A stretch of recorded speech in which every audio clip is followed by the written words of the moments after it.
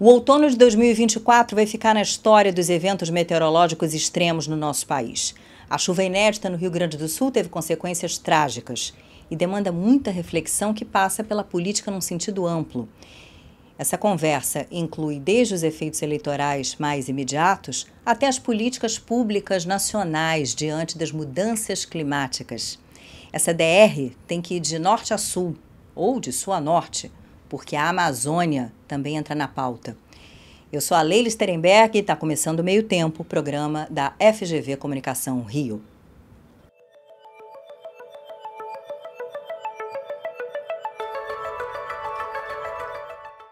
Eu recebo para essa conversa a antropóloga Isabela Jatene, que é professora e pesquisadora da Universidade Federal do Pará, e o cientista social Vitor Piaia, que é professor e pesquisador aqui da FGV Comunicação. Bem-vindos. Obrigada, Leila. Prazer.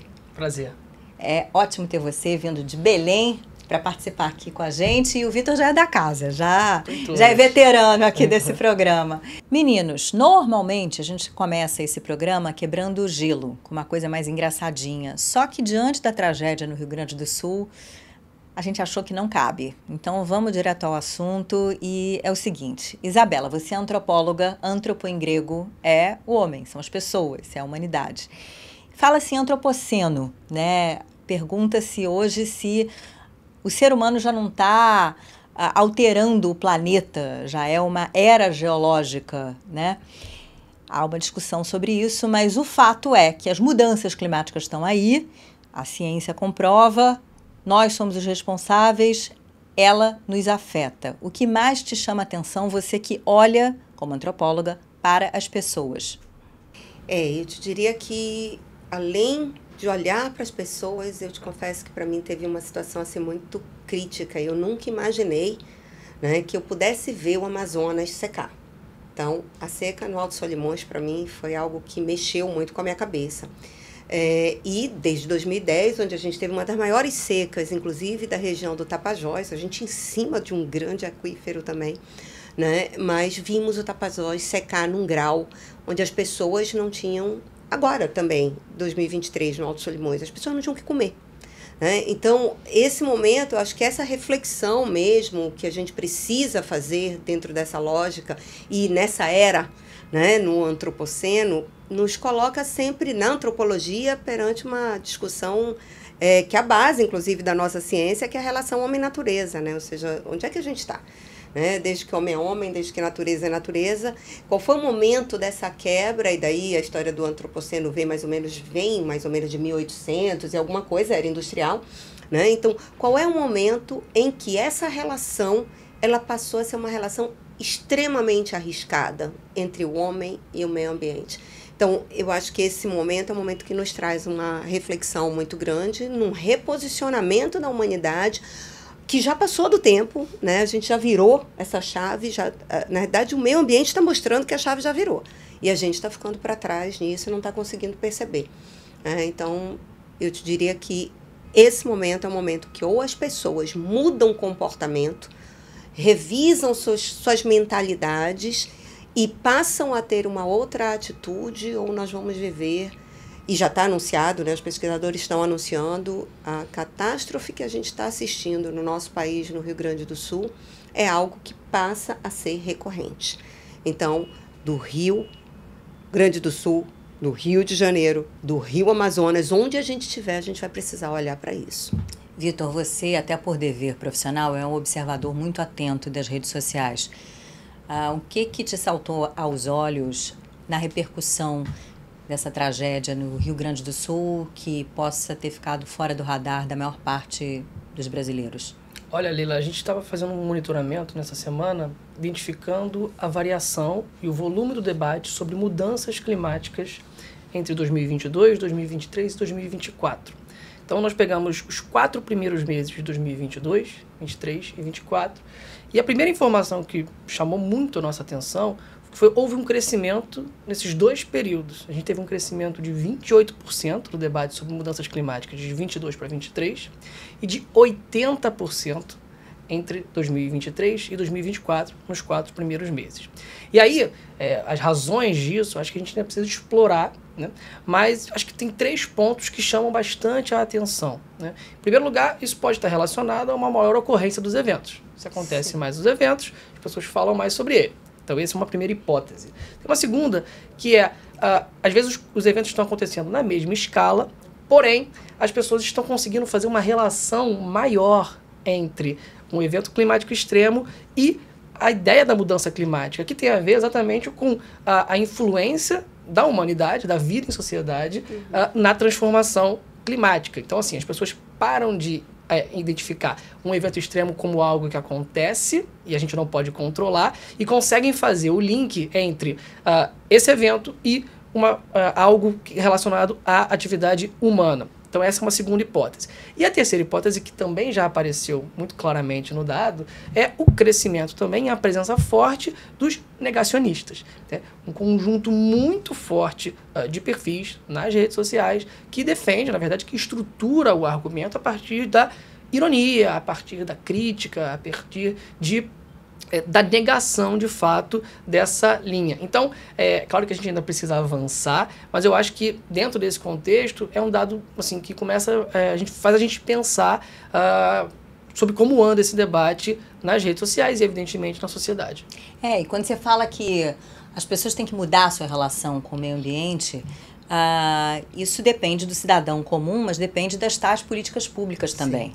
Aí é que o bicho pega muitas vezes. Sem dúvida, né? Até porque se a gente começa a perceber que não existe... Na verdade, os alertas estão criados. As políticas públicas, elas precisam respeitar a lógica. Na realidade, os governantes precisam respeitar o que as políticas públicas estão sinalizando, né? Então, acho que isso é uma coisa, e é bem isso que o Vitor acaba de colocar. Se você parar para pensar que você ainda tem que lidar com informações, com fake news, com os negacionistas dentro das redes, é assustador, porque maior prova do que o sofrimento das pessoas, maior prova do que o que está acontecendo, não dá para você dizer, não, vamos minorizar, vamos dizer que isso não vai acontecer, isso é só uma chuva forte, vai passar, já aconteceu outras vezes. Então, essas escutas que a gente precisa ter, realmente precisam reverberar nas atitudes públicas, né? Porque as políticas estão postas, né, Leila? O que a gente precisa é ter uma atitude pública correspondente à política pública existente. Eu acho que isso é sério demais. E a Amazônia é chave nisso, porque a gente sabe que a nossa contribuição maior para o efeito estufa, ou seja, para as mudanças climáticas, é a questão do uso do solo. E aí a Amazônia, ainda que a gente tenha assistido a uma redução do desmatamento, mas é um problema, sem dúvida nenhuma. Mas foi gigantesco. E a gente sabe que o reflorestamento não vai resolver o problema do desmatamento. A floresta nunca mais vai ser a mesma, o solo nunca mais vai ser o mesmo. E aí você realmente passa a lidar com os questionamentos, até onde esta política pública realmente é adequada para o problema que eu estou vivendo. E uma coisa, realmente, no caso da Amazônia, a gente sempre coloca isso de forma muito clara, né? Você está numa região que é abundante, então tudo é demais, né? Quem conhece a Amazônia tem essa clareza. Os rios, né, são rios com um excesso hídrico aí gigantesco. A floresta, apesar de desmatar... Mas quando você sobrevoa a Amazônia, que você começa a ver a escala do que está acontecendo por uma intervenção humana, você, calma aí. Esse demais não é tão demais assim. Então, até onde esse oxigênio vai dar conta de suprir essa necessidade global que a gente precisa estar atento, né? Então, é um dilema, né? Sempre a gente lida com muitos dilemas, né? Vitor, eu imagino que a polarização política, que hoje é uma marca do Brasil, esteja presente aí nesse debate sobre meio ambiente e nessa discussão que se dá nas redes, a Amazônia é um tema recorrente? Com certeza. Quando nós analisamos o debate sobre a Amazônia, é muito forte... Estou falando aqui do debate público nas redes sociais, né? A presença de uma ideia de intervenção estrangeira. Se fala muito, sobretudo por parte de perfis mais conservadores, mais alinhados à direita, a ideia de que organizações internacionais estrangeiras, estados, tentam intervir e ocupar a Amazônia, né, para roubar riquezas, né? Essa ideia que é muito presente, muito comum. E aí, esse debate, ele de certa forma interdita alguns tipos de conexões que são importantes quando a gente pensa globalmente.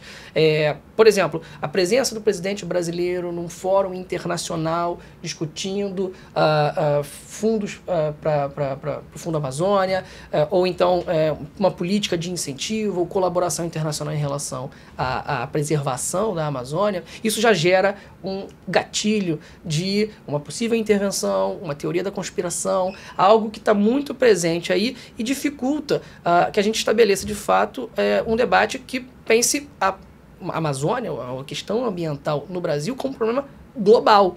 Né? Acho que esse é um grande desafio que a gente está vivendo, né? Que é mostrar que o que está acontecendo no Brasil, a preservação, ela depende não só do Brasil, mas também de outros países. Então, como é que a gente faz esse argumento, né, em um contexto em que a gente tem grupos aqui no Brasil que estão ancorados a partir da ideia da negação, tanto da mudança climática, quanto da possibilidade de uma relação legítima em relação a esses termos. Então, eu acho que tem algumas questões que são típicas do debate das redes sociais, que é essa polarização, radicalização, os argumentos são muito extremos, são muito chapados. Né? Você pode fazer uma crítica, por exemplo, à intervenção estrangeira. Né? Olha, aqui eu acho que foi muito, aqui eu acho que foi pouco, mas eu acho que se estrutura, e isso aparece muito forte nos dados, que se estrutura como uma negação. Né? Eu prefiro evitar a qualquer custo, acusar o outro e bloquear, porque, na verdade, o aquecimento global, a mudança climática, nem está acontecendo. Né?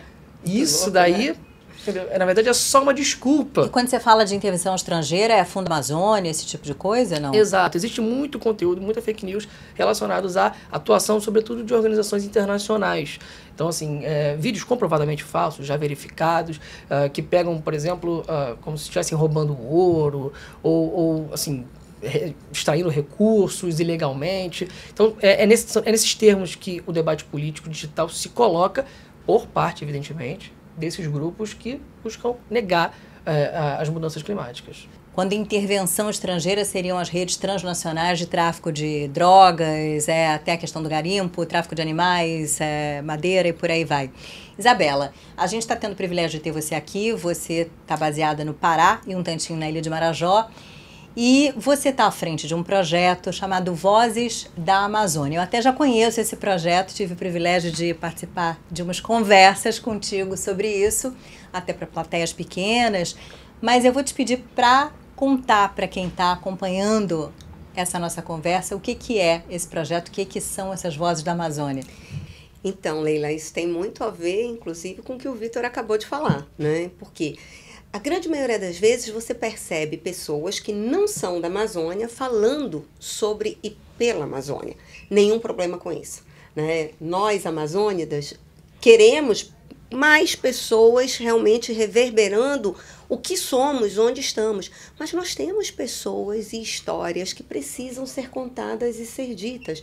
Nós temos a Universidade Federal do Pará, é a maior universidade da Panamazônia, e toda produção de conhecimento científico dentro da universidade precisa ser puxada para as falas que acontecem. É impossível você falar de Amazônia sem fazer referência a um pesquisador da Amazônia, né? Então, o Vozes da Amazônia, que é um projeto meu e da Adriana Zebulun, né? Ou seja, e eu sempre agradeço muito a Ilana Zabur, que foi a pessoa que fez essa conexão para que as coisas acontecessem, ele tem como objetivo fazer com que pessoas da Amazônia, venham falar sobre a Amazônia e em outros espaços. E construir uma escuta qualificada, né? Fazer com que essas histórias de vida de pessoas que vivem ou que anseiam viver na Amazônia possa reverberar dentro de espaços que muitas vezes as pessoas só entendem. Nossa, eu não imaginava que era assim. Quando você começa a trazer, muitas vezes, imagens, falas, depoimentos, as pessoas param e dizem, opa, então o projeto é um projeto que está nascendo, né? Ele está num processo de construção e ele é dividido em 5 momentos aí. Nós exatamente começamos agora um processo para captação, de apoio para o projeto, né? E esse processo vai trabalhar os anos de 2023 e 2024, né? Então, vamos ter aí o Bora Falar de Amazônia, que é o que a gente faz hoje, inclusive, né, no Hub do Conhecimento, onde sempre tem alguém da Amazônia, alguém do Rio. E eu, ou Leila, que teve a oportunidade, a gente super agradece essa participação, falando sobre temas de Amazônia, temas diversos, né? Nós não bloqueamos isso. Na sequência, é um evento que a gente está trabalhando para acontecer em 2024, que é o Diálogos Amazônicos. E, na sequência, a websérie, que a gente realmente quer construir e criar uma websérie com reportagens locais, a partir das histórias de vidas captadas nesse diálogo. E a exposição sobre a Amazônia, com artistas e designers da Amazônia. E um livro que vai fechar isso tudo, de preferência um livro trilingüe que dê conta de ser muito divulgado e fortalecido dentro da própria Amazônia. Porque sempre eu ressalto uma coisa, até para fechar o raciocínio, né? Nós não nos eximimos em hipótese alguma e temos a clareza do nosso papel enquanto prestadores de serviço em escala global, serviços ambientais. Não tem problema, nós somos isso. E precisamos assumir isso. Mas isso não pode acontecer sem construir uma base de vida digna para a nossa gente. Isso não vai dar certo enquanto ainda tiver o menor IDH do Brasil na Ilha do Marajó. Isso não vai dar certo enquanto ainda tiver uma profunda desigualdade instalada dentro do próprio estado do Pará, por exemplo, e dentro da própria Amazônia. Então, a gente precisa começar pelas pessoas. E é o que me incomoda muito quando eu leio o documento da COP28 e percebo, cadê as pessoas? Onde elas estão? Né? Pois é, vamos falar de COP30 então. Você como cientista social, tua expectativa para a COP30 que vai ser em Belém do Pará? Olha, normalmente, quando a gente acompanha o debate nas redes sociais, esses eventos, eles não são só eventos de negócios, não são só eventos, eles de fato conseguem pautar o debate público. Quando acontece um grande evento, um evento de preparação, um evento internacional que reúne lideranças globais em torno de um tema, a gente consegue observar de fato um crescimento no debate público sobre o tema. Então essa é uma primeira expectativa, assim. Eu acho que eu tenho expectativa, sendo um evento no Brasil, de abrangência global, discutindo uma pauta que a gente observa que está crescendo cada vez mais no debate público, a expectativa é que a gente vai ter de fato uma atenção pública muito relevante em relação a essa pauta. Então, o que eu imagino que talvez seja o ganho, né? O que a gente precisa, talvez, como resultado de tudo isso, né? Que a ideia das mudanças climáticas, que essa pauta, ela se torne, de fato, um instrumento de pressão, de cobrança política, que saia da segunda página e entre na primeira, né? Não só saúde, educação, segurança e a questão ambiental. Claro. Né? Isso tem que estar, assim, na primeira página, e eu acho que esses eventos... Infelizmente, só está na primeira página quando há uma tragédia como a do Rio Grande do Sul. Né? Exato. Esse é o ponto, porque, óbvio, existem figuras públicas, lideranças políticas que tratam isso como prioridade, assim, não estou dizendo que não exista esse processo, mas a questão é, até que ponto a população, quando vai votar em alguém, ou quando vai avaliar... Ela tem essa... Exatamente, quando vai avaliar um deputado, né, o que ele votou, o que ele fez, isso entra no cálculo. Então, eu acho que esses eventos, e a gente está observando aqui, né, por exemplo, o evento climático extremo, agora relacionado ao Rio Grande do Sul, a gente percebe que muitas das linhas que refletem sobre o que está acontecendo focam nisso. Olha, não esqueça disso nas eleições de 2024. Né? Não esqueça disso na hora de avaliar o seu parlamentar. E a mesma coisa acontece tanto no evento extremo, mas o ideal era que acontecesse não no evento extremo, mas nos eventos de soluções, como a COP. Então, assim, nesse momento também eu acho que vai ser um momento em que isso vai entrar na pauta, e aí eu acho que fortalece muito, porque sem essa, não preparação, mas sem esse enquadramento estar muito bem estabelecido no debate público, é difícil que de fato se torne algo constante e esse debate não aconteça só quando acontece algo trágico. E tua expectativa como moradora de Belém, afinal? Olha, eu vou ser bem sincera, eu não consigo ter tanto otimismo dentro dessa pauta, né? Até porque me assusta, a sensação que eu tenho, sabe, Vitor, é que estão contando uma história que não é da minha cidade, que não é do meu estado. Né? Então eu olho e digo assim, mas onde? Será que eles entram numa bolha, aterrissam, depois saem dessa bolha, vão para outro lugar e continuam falando sobre nós?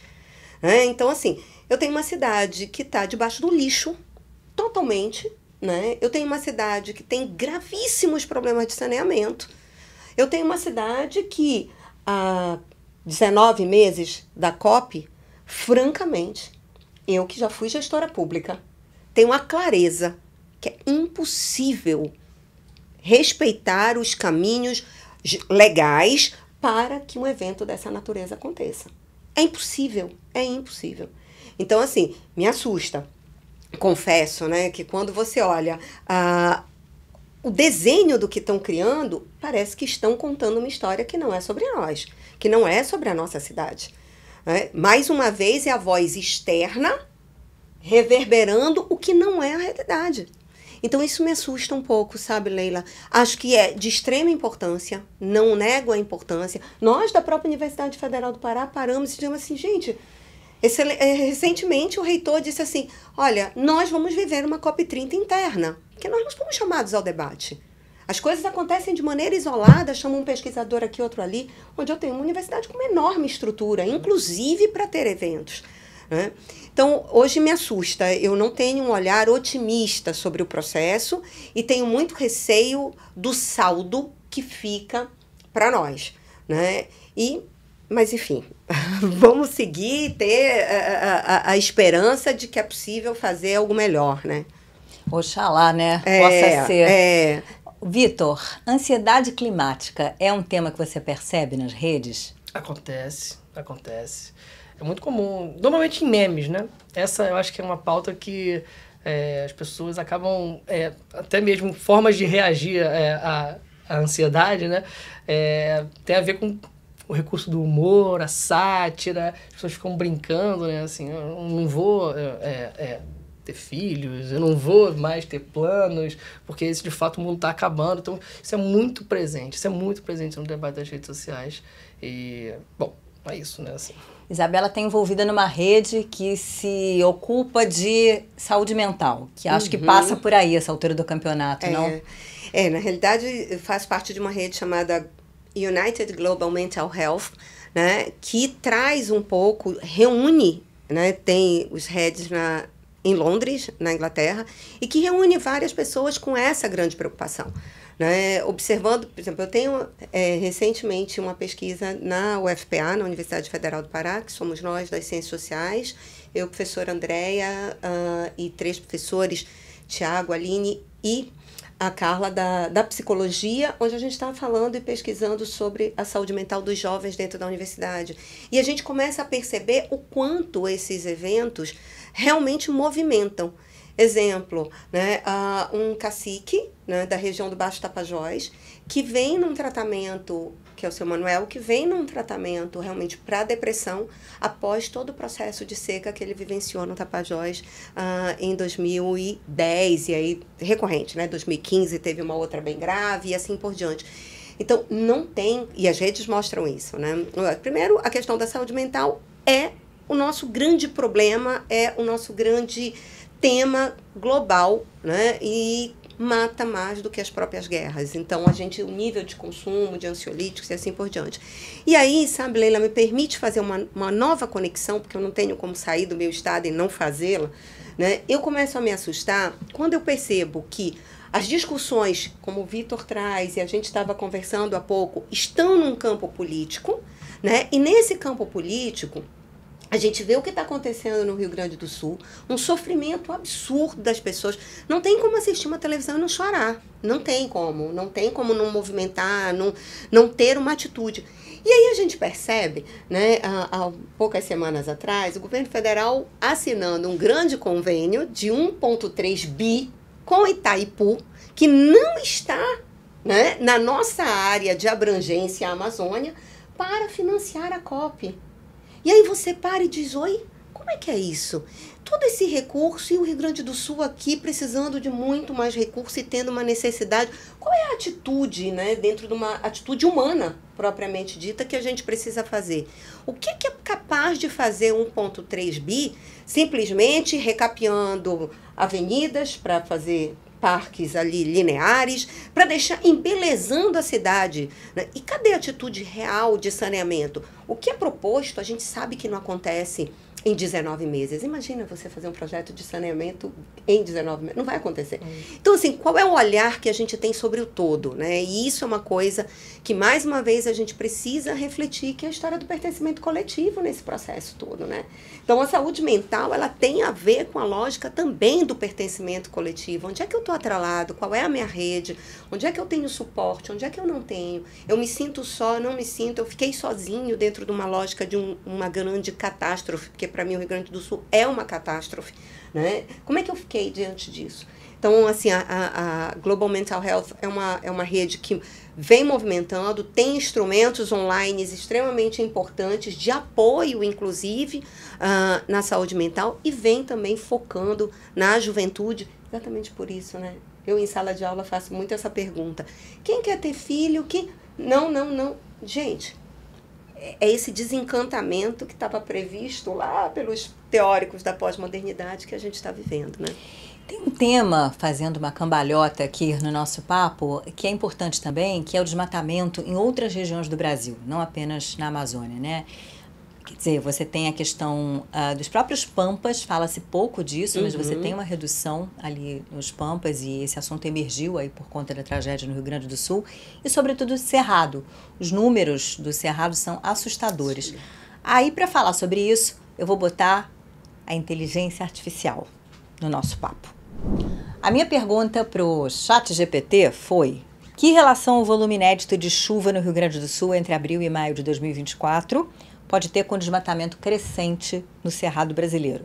E a resposta foi a seguinte: o volume inédito de chuva no Rio Grande do Sul pode estar relacionado ao desmatamento crescente no Cerrado. Começou meio óbvio, mas vamos lá. O desmatamento nesse bioma afeta os padrões de precipitação, reduzindo a evapotranspiração e alterando a umidade atmosférica. Isso pode influenciar a formação de sistemas climáticos, aumentando a frequência e intensidade de chuvas na região sul do Brasil.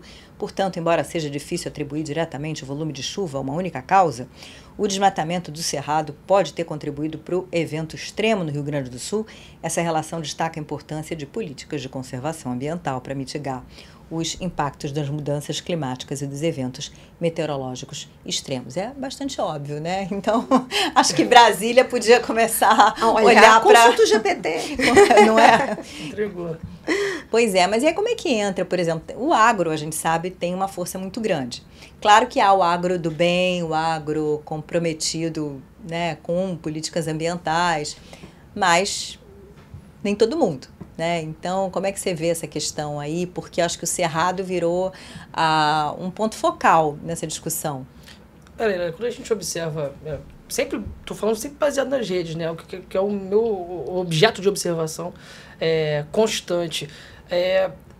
Existe, de fato, alguns momentos, né, em que determinados ecossistemas se tornam mais frequentes do que outros. Em geral, a Amazônia está na frente, sempre, mas eventualmente o Cerrado, os Pampas conseguem atingir uma maior... como é que eu vou dizer, um maior engajamento dentro desse debate. Em geral, quando se fala de agronegócio, mais uma vez, a gente acaba, às vezes, caindo na dinâmica clássica de polarização, né, e que acaba refletindo aí as visões mais extremadas sobre determinados temas. A gente não enxerga, dentro do debate público, de modo tão consistente, uma frente, né, que, como você falou, que estabeleça uma mediação de agronegócio visando políticas públicas tão forte quanto a gente consegue ver no parlamento, por exemplo. Dentro do debate digital, essas perspectivas que poderiam fazer uma mediação entre a exploração do agronegócio e algum consumo mais consciente ambiental, elas não aparecem ainda de modo tão significativo. Então, isso daí, de certa forma, faz com que o tema não... Por que ela não aparece? Né?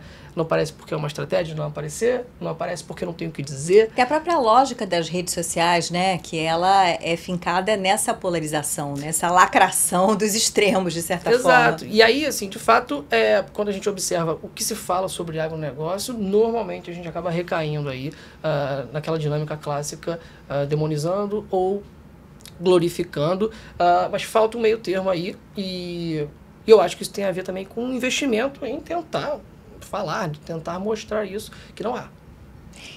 Vozes da Amazônia tem que conversar com vozes dos Pampas, vozes do Cerrado e por aí vai. São vozes do Brasil, né, Leila? Eu acho que a gente cada vez mais precisa ter clareza da potência que esse país é, né? E isso é óbvio, é o LGBT, né, começando a frase, mas realmente ter uma atenção sobre um todo maior. E eu acho que o tratar de mitigar, né, todas as consequências dos grandes empreendimentos, eu costumo dizer que nós na Amazônia somos quase que alvo desse processo, né? Então, a gente vive crônicas de morte anunciada de maneira repetida, que foi Tucuruí, na sequência o que vem sendo Belo Monte. Ontem, nas redes sociais, uma liderança indígena passava a mão com uma tintura vermelha, né, no rosto de vários políticos ali, falando exatamente disso, ou seja, das consequências da soja no estado do Pará.